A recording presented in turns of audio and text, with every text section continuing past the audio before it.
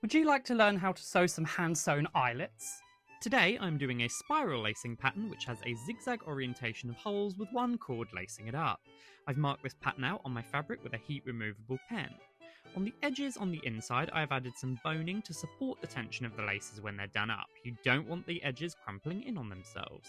The next step is I add the outer line of the eyelet. I measure 1 centimetre across from my central dot, and I do this from side to side and top to bottom and join them up with a series of small dots creating an outline circle. This creates the tidy outline which you will be following when you're stitching. This way you get a really neat outline which is very, very satisfying. Here they are all marked out. They look like little boobs, kinda. Now, the next step is I pierce through my fabric. I start my holes with a bradawl and then I increase the size by snipping away at the fabrics and pushing scissors through from the front to the back to widen up. The stitch we'll be using is called the buttonhole stitch, so grab some thread.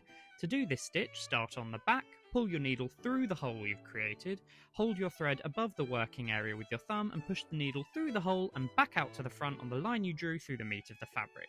Do this over your thread, then pull through and you'll have created a sort of loop.